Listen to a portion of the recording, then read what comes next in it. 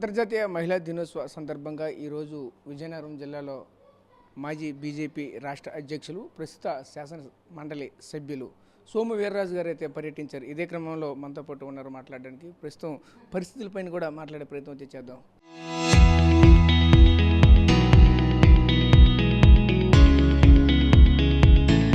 Sir నమస్కారం sir. Sir ప్రస్తుతం చూడండి, ఈరోజు ఏ విధంగా చూడాలి? ఇప్పుడు చూస్తూ ఉంటే అంతర్జాతీయ మహిళా దినోత్సవ సందర్భంగా ఈరోజు జిల్లాలో పర్యటించారు.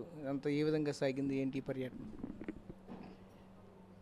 అంతర్జాతీయ మహిళా దినోత్సవాన్ని విజయనగరం మహిళా మోర్చా కమిటీ స్మృతి గారి నాయకత్వంలో జిల్లా బీజేపీ ఆధ్వర్యంలో కార్యక్రమం చాలా చక్కగా వారు నిర్వర్తించారు.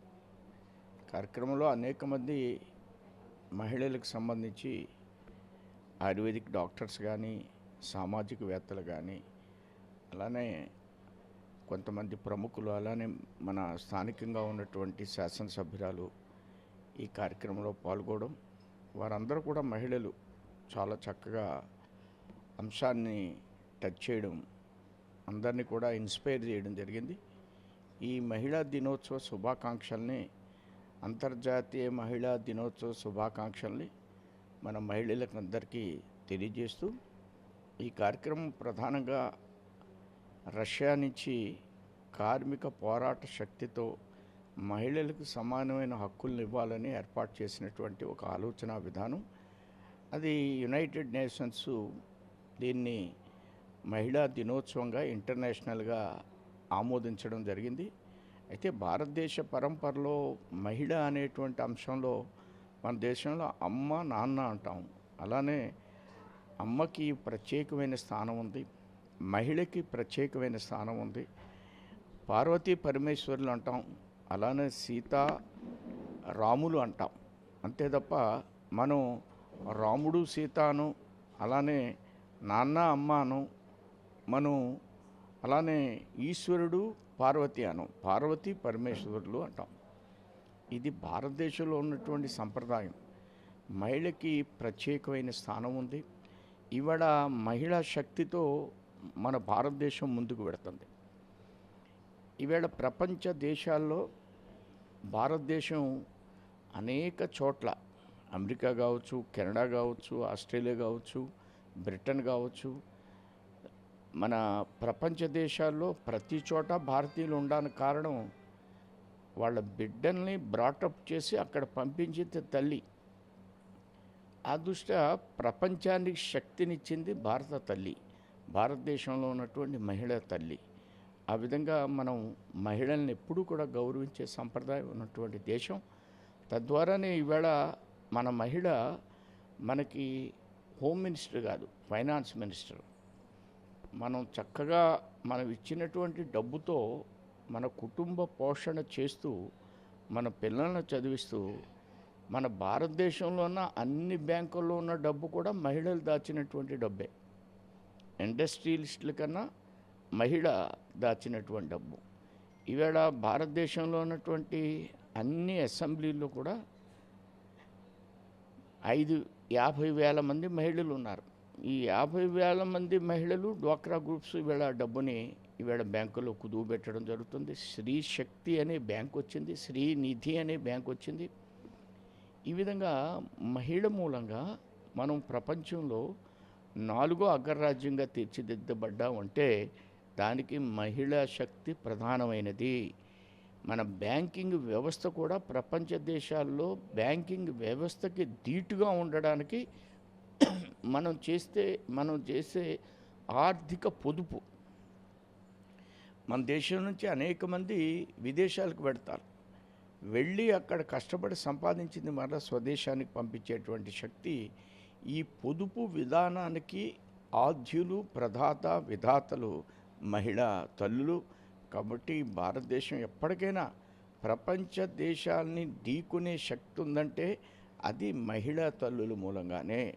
మహిళని ఆరాధ్యత దేవతగా మనం చూడడం మూలంగా, మహిళని స్వాభావికంగా మనం న్యాచురల్గా వారిని అభిమానించేటువంటి భారతదేశ కుటుంబ వ్యవస్థ ప్రపంచ దేశాల్లో ఎక్కడ లేనటువంటి వ్యవస్థ.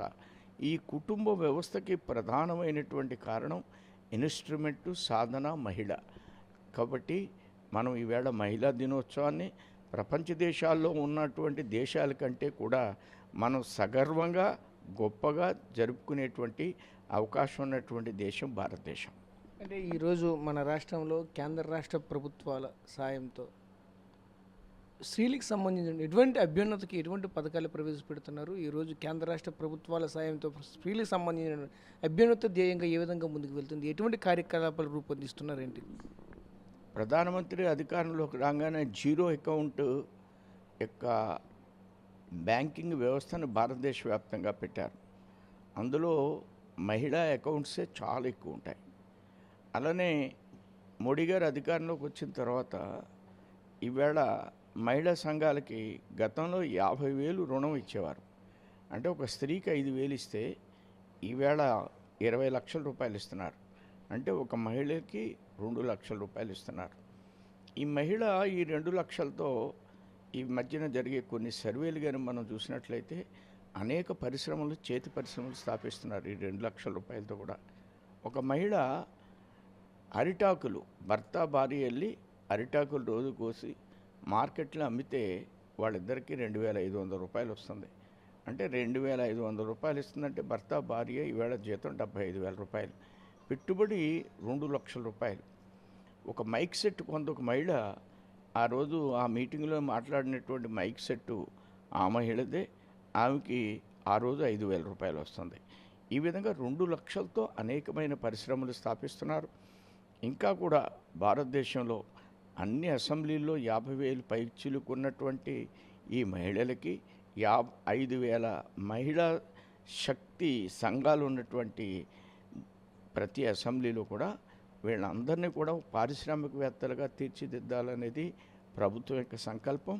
అలానే మన ఆంధ్రప్రదేశ్లో వడ్డీ రాయితీ ఇవ్వడం కానీ, అలానే మహిళలకు ప్రత్యేకంగా ఉచితంగా బస్సులో ప్రయాణం చేయడం కానీ, దాని మూలంగా చాలా వరకు మహిళలు ఈవేళ బస్సుల్లో వెళ్ళడం మూలంగా బంధువులు ఇంటికి వెళ్ళడం కానీ, దేవాలయాలకు వెళ్ళడం కానీ, ఇతర రాష్ట్రాలకు కూడా వెళ్ళే, హైదరాబాద్ దాకా వెళ్ళే సౌలభ్యాన్ని కూడా కల్పించారు.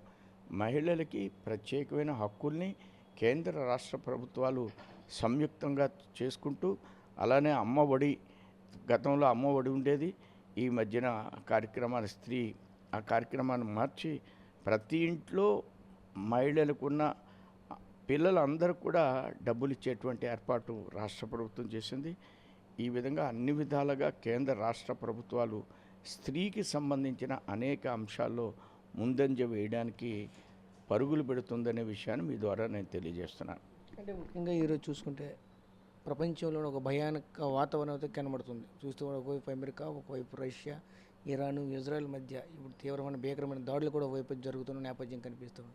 దీనిపైన మన కేంద్ర ప్రభుత్వం బీజేపీ ఏ స్టాండ్ బై తీసుకోబోతుంది, ఏ విధంగా ముందుకు వెళ్ళబోతుంది? చూస్తూ ఉంటే ప్రపంచమంతా కూడా ఇప్పుడు భారతదేశం వైపు చూసే పరిస్థితి ఏర్పడుతుంది. దీన్ని ఎలా చూడాలి? భారతదేశ సాంస్కృతిక వాదం, భారతదేశ జాతీయవాదం, భారతదేశం యొక్క సంస్కృతి, కల్చర్, దీనిలో ప్రపంచ దేశాలని ఎక్కడా కూడా మనం కబళించే ఆలోచన లేదు. ఈవేళ ప్రపంచంలో అనేకమైన దేశాలు ఇతర దేశాలను ఆక్రమించాలి, ఇతర దేశాలను ప్రధానమంత్రుల్ని అరెస్ట్ చేసి వాళ్ళ దేశాన్ని తీసుకెళ్ళిపోయే పరిస్థితి ఉంది. మన దేశం మీద 1000 సంవత్సరాలు ఇతర దేశస్తులు, అటు పోర్చుగీస్ వాళ్ళు కావచ్చు, బ్రిటన్ వాళ్ళు కావచ్చు, ముస్లిం రాజ్యాలు కావచ్చు, అనేక దేశాలు భారతదేశాన్ని పరిపాలించినాయి. కానీ భారతదేశం ఎప్పుడు కూడా ఏ దేశాన్ని కూడా ఆక్రమించే స్వభావం లేదు, ఏ దేశాన్ని కూడా ఆక్రమించదు. అన్ని దేశాలతో శాంతి, సౌభ్రాతత్వాన్ని కోరేటువంటి ఏకైక దేశం ప్రపంచంలో భారతదేశం ఒక్కటే. కాబట్టి ఈవేళ ఇరాక్ మీద యుద్ధం జరుగుతుంది, కానీ ఇరాక్ భారతదేశానికి ఓడలు, పెట్రోల్కి సహాయం చేసింది, నౌకలకి పర్మిషన్ ఇచ్చింది. ఇరాక్ ఎందుకు ఇచ్చింది?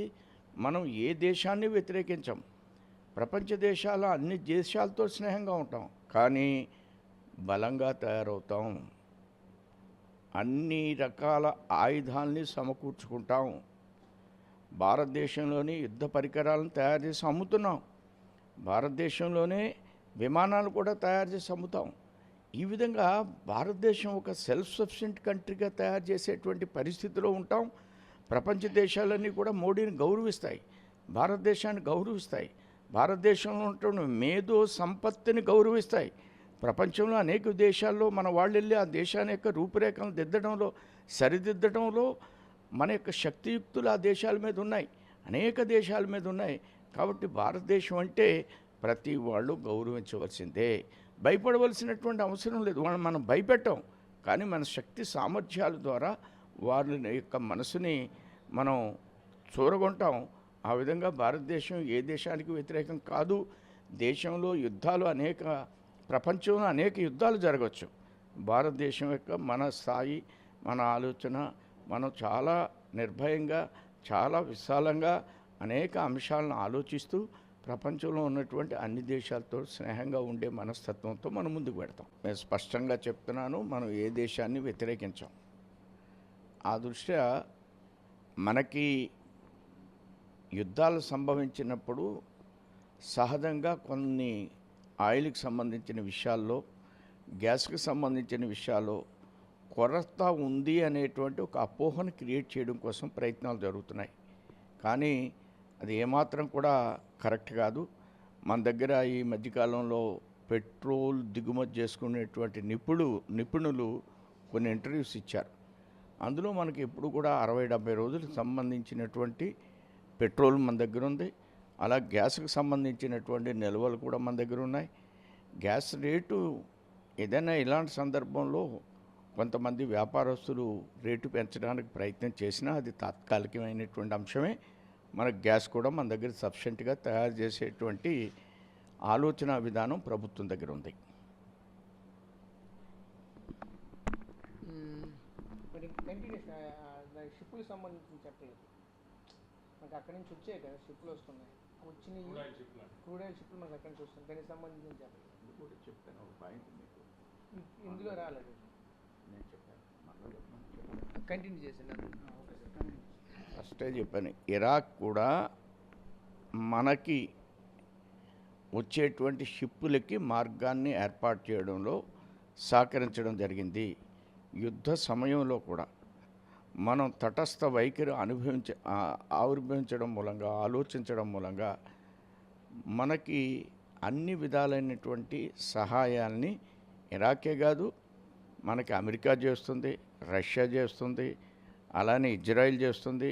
యుద్ధంలో వాళ్ళు కుమ్ములాడుకోవచ్చు, కానీ మనల్ని ఎవరూ విభేదించరు. మనకి ఏ విధమైనటువంటి ఇబ్బందులు రాబోయేటువంటి రోజుల్లో ఉండదు. అది మన ఆలోచన విధానం. మనం బలంగా ఉంటూ ఇతర దేశాలని ప్రేమించే ఆలోచన చేస్తాం. మనం బలంగా ఉంటూ ఇతర దేశాలని ఆక్రమించాలనేటువంటి ఆలోచన విధానం భారతదేశంలో ఉండదు. అలీన దేశాలు అంటే బలహీనమైన దేశాలు కాదు, బలమైనటువంటి ఆలోచనతో భారతదేశం నిర్మాణం చెందుతుంది మేక్ ఇన్ ఇండియా కాన్సెప్ట్లో. ఆ విధంగా మనం Atmanirbhar Bharat, make in India కాన్సెప్ట్ని ఎన్నుకుని భారతదేశాన్ని ఈవెన్ కోవిడ్ టైంలో కూడా ఆత్మనిర్భర్ భారత్ని మనం ప్రయోగించాం. అనేక రకాలైనటువంటి పరికరాలని మనం తయారు చేసుకున్నాం కోవిడ్ టైంలోనే. ఆ విధంగా ఒక సెల్ఫ్ సఫిషియన్సీ, ఒక సుదీర్ఘమైనటువంటి లక్ష్యంతో భారతదేశం ముందుకు పెడుతుంది. అంటే ఇదే క్రమంలో రానున్న రోజుల్లో దేశంలో అగ్రంగా, అంటే ఆర్థిక పరంగా ఒక అగ్రరాజ్యంగా మారబోతుందంటారా ఇండియా? ఇవాళ భారతదేశం 4వ అగ్రగామి దేశంగా ఆర్థిక పరిస్థితిలో ముందుకు పెడుతుంది. దీని రాబోయేటువంటి రోజుల్లో ప్రపంచంలో ఎలాంటి యుద్ధాలు సంభవించినప్పటికీ భారతదేశం మీద ఆ ప్రభావం లేకుండా మనం 3వ అగ్రరాజ్యంగా త్వరలో మనం ఆవిర్భవించబోతున్నాం అనేది స్పష్టంగా అనేక ఆర్థిక సంస్థల యొక్క నిపుణులు వెలిబుచ్చినటువంటి అభిప్రాయం. Okay sir, thank you. So చూసాం కదా, ముఖ్యంగా చూసుకుంటే ఒకటే చెప్పుకోవాల్సిన నేపథ్యం అయితే కనిపిస్తుంది. మహిళా అంతర్జాతీయ దినోత్సవ సందర్భంగా ఒకవైపు మహిళలందరికీ కూడా శుభాకాంక్షలు అయితే తెలియజేస్తున్న నేపథ్యం అయితే కనిపించింది. ఇదే క్రమంలో ఈరోజు మన పురాణాల నుంచి కూడా ప్రతి దేవుని పూజించడానికి, ప్రతి దానికి కూడా మహిళనే ముద్దుగా ఆరాధ్య దైవంగా పూజిస్తామంటూ చెప్తున్నారు. అదేవిధంగా భారత మాతకు చేయంటే ఈరోజు మన ఇండియాని కూడా, మన భారత్ మాత అంటే ఒక బిడ్డతోనే మనం అయితే పోలుస్తున్నాం కనుక ఈరోజు ఒక మహిళకి ఇచ్చినటువంటి గౌరవం ఎలా ఉందనేది అర్థమవుతుందంటూ కూడా చెప్పుకొస్తున్న పరిస్థితి అయితే కనిపిస్తుంది. అదేవిధంగా ముఖ్యంగా ఈరోజు ప్రపంచ స్థాయిలో జరుగుతున్నటువంటి ఈ యొక్క యుద్ధంలో ఒక విధంగా స్టాండ్ బై తీసుకున్నటువంటి పరిస్థితి కనిపిస్తుంది. ఎందుకంటే ఎటువైపు కాకుండా ఒకవైపు అందరితో కూడా ఒక సమ్మేళనమై అందరినీ కూడా కలుపుకొట్టుకుని వెళ్తున్న పరిస్థితి కనిపిస్తుంది. ప్రస్తుతం వచ్చినటువంటి ఒడిదుడుకులు కూడా తాత్కాలికంగా వంటి చెప్తున్నాయి. ఎందుకంటే ఒకవైపు గ్యాస్ రేట్లు పెరిగినా, ఒకవైపు పెట్రోల్ రేట్లు పెరిగినా ఇవన్నీ కూడా తాత్కాలికంగా వ్యాపారులు చేసినటువంటి ఒక విధంగా వాళ్ళకి ఒక ముఖ్యంగా వాళ్ళకి రావాల్సిన ట్రాన్స్పోర్ట్ ఛార్జెస్ మేరకు మాత్రమే పెరిగే అవకాశాలు ఉంటాయో తప్ప కానీ ఎటువంటిది కూడా లేదంటూ కూడా మనతో పాటు స్పష్టం చేస్తున్న పరిస్థితి కనిపిస్తూ ఉన్నాయి. కెమెరా పర్సన్ నాయుడుతో రాజేష్, RTV, విజయనగరం నుంచి. Local to global news at your finger tips. మీ చేతిలో ఒక ఆయుధం. డౌన్లోడ్ రా TV app. Media legend Ravi Prakash is back.